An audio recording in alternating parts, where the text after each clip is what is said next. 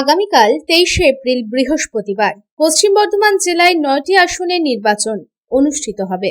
এর জন্য নির্বাচন কমিশন সব ধরনের প্রস্তুতি নিচ্ছে।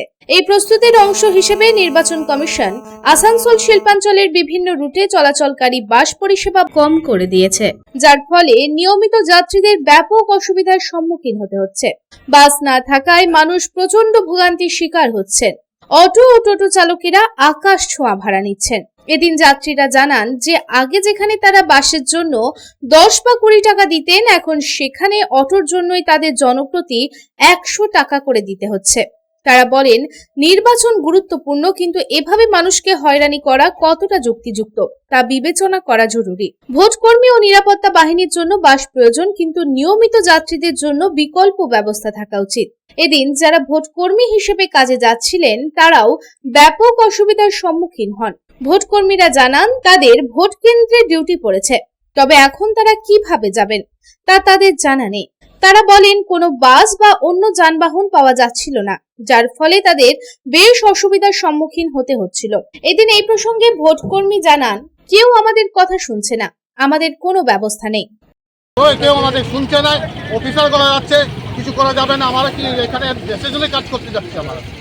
আমরা তো দেশের জন্য যাচ্ছি। 8টা থেকে আমরা দাঁড়িয়ে যাচ্ছি, কেউ শুনছে না আমাদের।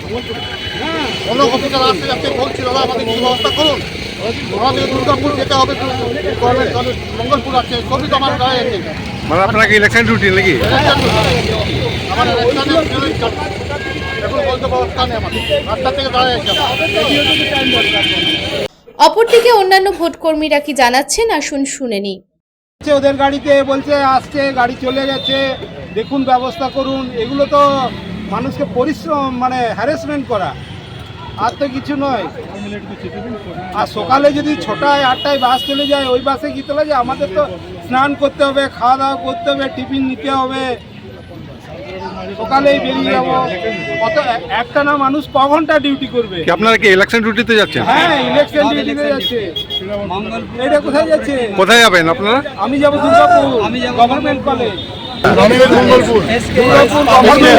কতক্ষণ থেকে দাঁড়িয়েছেন আপনারা? কতক্ষণ থেকে? 1 ঘন্টা। বাস পাচ্ছেন না? চিনাকুড়ি থেকে আসছিল না, বাস পাওয়া যায়নি। আর যে কটা টাকা পাচ্ছি যদি ভাড়াতেই খেয়ে নেয়, তাহলে আর শারীরিক পরিশ্রম আর কি দিব? পকেট থেকে পয়সা বার করতে হবে কি? এদিন এই প্রসঙ্গে অটো চালক জানান, আমরা প্যাসেঞ্জারকে সুবিধা দিচ্ছি, আমরা সামাজিক কাজ করছি। हम लोग पैसेंजर को सुविधा दे रहे हैं। अगर हम लोग गाड़ी नहीं चलाएंगे तो रास्ता में कोई गाड़ी भी नहीं चलेगा, ठीक है ना। हम लोग पैसेंजर को सुविधा दे रहे हैं, उनको ले करके जा रहे हैं।